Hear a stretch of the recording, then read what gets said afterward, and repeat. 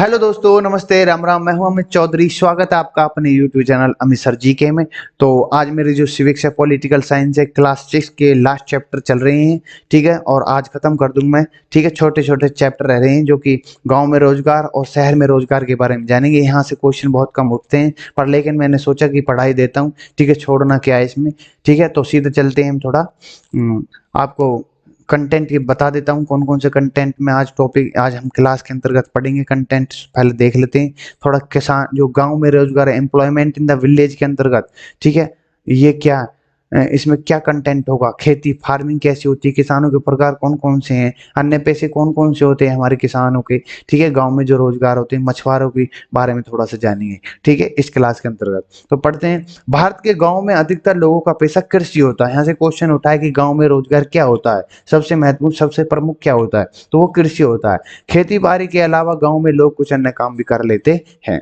किसान के बारे में पढ़ते हैं। फार्मर जो होते हैं हमारे, जिनके ऊपर हमारा देश चल रहा है, और बाहर के कुछ कंट्रियों में जो आयात और निर्यात होते रहते हैं खाने पीने को लेकर के, वो हमारे किसान के द्वारा होते हैं। अगर किसान अपने घर पर बैठ जाएं आलती पालती मार करके, तो देश की इकोनॉमी एकदम डाउन हो जाएगी और भूखे मर जाएंगे लोग। ठीक है, और तब भी इन किसानों की बात नहीं सुन रही ये हमारी सरकार हो चाहे कोई भी हो।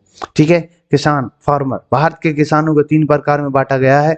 बड़ा किसान होता है, एक छोटा किसान होता है, एक भूमिहीन किसान होता है। ठीक है, इनको मैं टॉपिक वाइज क्लियर तो करता चलूंगा, आगे आएंगे कि बड़ा किसान क्या होता है, छोटा किसान क्या होता है, भूमिहीन किसान क्या होता है। अब पशुपालन क्या है, एक बार थोड़ा सा जान लेते हैं हम इसके बारे में।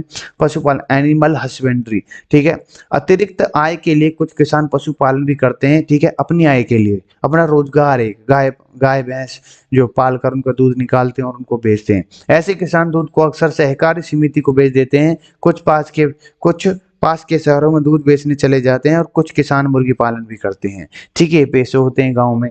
ठीक है, अन्य पैसे क्या होते हैं गांव में, कई अन्य पैसे के लोग भी देखने को मिलते हैं आपको। बड़े गांव में जनरल स्टोर, दवा की दुकान, चाय की दुकान, पान की दुकान आदि मिल जाएगी। कुछ लोग साइकिल मरम्मत करेंगे, बढ़ई गुड़ बनाना आदि काम में अपने पैसे को रूप में देखते हैं। ठीक है, अब मछली पकड़ना, कैचिंग फिश क्या होता है। कुछ गांव में खासकर तटीय इलाकों में मछली पकड़ना मुख्य व्यवसाय होता है। ठीक है, ये अधिकतर मछुआरों के पास छोटी नाव और कुछ मामूली उपकरण होते हैं। कुछ गिने चुने मछुआरों के पास बड़ी कैटा मैरन होती हैं, जिसमें मोटर भी लगा रहता है। ठीक है, बड़ी कैटा मैरन से वे गहरे समुद्र में जा सकते हैं। मछली पकड़ने का काम बहुत जोखिम भरा है, जिसमें कई घंटों तक किनारे से दूर रहना पड़ता है। ये सिंपल सी है, मछली पकड़ने का कारण जो भी गांव समुद्र के किनारे नजदीक है, ठीक है, उन गांवों के बारे में बताएगा यहाँ पर। ठीक है, उनके पैसे ये होते हैं। ठीक है, ऑलमोस्ट सारे देश के गांवों को यहाँ पर कैप्चर किया हुआ और बताया गया उनके सभी पैसों के बारे में। ठीक है, कि कौन कौन से व्यवसाय वो करते हैं। खेतों की पैदावार के लिए बाजार में, मार्केट फॉर फार्म प्रोड्यूस, ये क्या है पढ़ते हैं। कटाई के महीनों में फसल की अच्छी कीमत नहीं मिल पाती। सिंपल है, ऐसे में किसानों को अपनी फसल औने पौने दामों पर बेचनी पड़ती है। ठीक है, ये औने पौने दाम मतलब कि बहुत ही कम दाम मिलते हैं। ठीक है, हमारे भाइयों किसानों को कई बार बिचौलिए भी उन्हें फसल कम कीमत पर बेचने को मजबूर कर देते हैं। सिंपल सी बात है, चारों तरफ मारा मारी है भाई इनको लिए। ठीक है, कोई सुनवाई नहीं है। कई बार इसमें साहूकारों को भी हाथ होता है, साहूकार जो बैठे होते हैं उसके। सरकार किसानों की मदद करने के लिए न्यूनतम समर्थन मूल्य निर्धारित करती है। कटाई के महीनों में फूड कॉरपोरेशन ऑफ इंडिया द्वारा किसानों को न्यूनतम समर्थन मूल्य पर फसल खरीदी जाती है। ठीक है, और नेक्स्ट टॉपिक है आपके सामने, ग्रामीण क्षेत्रों में कर्ज की स्थिति क्या होती है। ये मोस्ट इंपोर्टेंट वाली बातें मैंने अपनी स्लाइड में डाली हुई हैं। ठीक है, किसानों को कई बार खाद बीज कृषि उपकरण खरीदने के लिए कर्ज लेना पड़ता है, क्योंकि ज्यादा तो रुपया होता नहीं है उन पर। बेचारे कर्ज लेकर आते हैं, तब अपना खाद बीज लेकर आते हैं खेतों में, तभी बुवाइयां होती हैं। ठीक है, ठीक है, ये सभी मोस्ट इम्पोर्टेंट है। एक किसान वर्ग के इंसान को कैसे किस किन परिस्थितियों से होकर गुजरना पड़ता है, इस सरकार को क्या मालूम उसको। और जब टाइम आता है कटाई जुताई का, तो उस समय औने पौने दानों पर उसको मजबूर कर देती है बेचने के लिए। ये सिंपल, इसी बहुत बेकार जिंदगी हो चुकी है किसानों की भी आज के समय में। ठीक है, लेकिन छोटे किसानों को इसमें मुश्किल होती है, इसलिए छोटे किसान को जमींदार और साहूकार के आसपास रहती है। ऐसे में ब्याज दर बहुत ऊंची होती है। देख लो आप, ब्याज दरें भी बहुत ऊंची होती है, इससे अक्सर छोटे किसान कर्ज तले दब जाते हैं। बहुत सी जगह आपने सुना होगा कि फांसी लगाकर मर जाते हैं। अक्सर ऐसा होता है कि किसान की आय अधिकतम हिस्सा कर्ज को चुकता करने में ही चला जाता है। बताओ, अगर किसी प्राकृतिक विपदा के कारण फसल चौपट हो जाती है तो स्थिति और भी भय वाली हो जाती है, क्योंकि ये चीज सरकार ने देखेगी कि क्या आपदा आई है, क्या कुछ है, उसे तो अपने रुपयों से मतलब है, अपने ब्याज से मतलब है। ठीक है, नेक्स्ट है शहर में रोजगार पढ़ लेते हैं। अब शहरों के बारे में, जो लोग रह रहे हैं उनके बारे में भी पढ़ लेते हैं। कंटेंट में क्या है शहरों में रोजगार, कौन कौन से स्थायी रोजगार क्या है, अस्थायी रोजगार क्या है, दिहाड़ी मजदूर क्या होती है, और सामाजिक सुरक्षा, सभी चीज के बारे में पढ़ेंगे। ये मैंने इंग्लिश में दे रखा है, पढ़ लेना आप। ठीक है, यहाँ फोटो क्रिएट कर रखी है शहर की। गाँव की तुलना में शहर का आकार काफी बड़ा होता है, यहाँ पे पहले चैप्टर में जान चुके हो।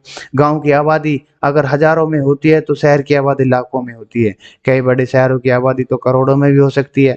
ठीक है, अब शहर के बारे में थोड़ा सा पढ़ सकते हैं। जिस स्थान पर लोगों के मुख्य पेशा खेती बाड़ी नहीं होता उसे शहर कहते हैं। कृषि उत्पाद के लिए शहर को गांव पर निर्भर रहना पड़ता है। शहर में पेशों की एक लंबी लिस्ट बनी होती है। शहर के बहुत ही कम लोग एक दूसरे को जानते हैं, लेकिन हर व्यक्ति के काम के कारण दूसरे का जीवन सरल बनता रहता है। ठीक है, अब आपको पता है कि गांव कितने छोटे होते हैं, शहर कितने बड़े होते हैं, वही चीज यहाँ पर दर्शा रहा है। ठीक है, गांव को शहर से तुलना की जा रही है और उनके बारे में बताया जा रहा है, शहरों के पेशों के बारे में बताया जा रहे हैं, कौन कौन से पेशे होते हैं, कौन कौन से व्यवसाय होते हैं, ये सारी चीजें आपके सामने मैं रख रहा हूँ। ठीक है, नेक्स्ट स्लाइड आपके सामने सरकारी नौकरी के बारे में जान लेते हैं। शहर में कुछ लोग सरकारी नौकरी करते हैं, इनमें से कुछ केंद्र सरकार के लिए, कुछ तो राज्य सरकार के लिए काम करते हैं। ठीक है, केंद्र मतलब सेंटर। सरकारी नौकरी में कई स्तर होते हैं। सबसे शिखर पर अधिकारी आते हैं, उसके बाद क्लर्क होते हैं, सबसे नीचे चपरासी, ड्राइवर, रसोईया, माली आदि होते हैं। नेक्स्ट है स्थायी कर्मचारी क्या होते हैं, अस्थायी कर्मचारी क्या होते हैं। स्थायी कर्मचारी को अक्सर अच्छी तनख्वाह मिलती है। ठीक है, जिनके बड़े बड़े पेट इतने लिखड़े रहे हैं, जो उनकी नौकरी भी सुरक्षित रहती है।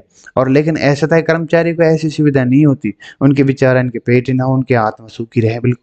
ठीक है, काम करवा करवा के हैं, अब उन्हें अलग डर लग रहा है कभी कहीं लिकाड़ ना दे नौकरी से। अस्थायी कर्मचारी जो होते हैं टेम्परेरी एम्प्लॉयज, ये प्राइवेट कंपनी और फैक्ट्रियों में अधिकतर लोग अस्थायी मजदूर होते हैं।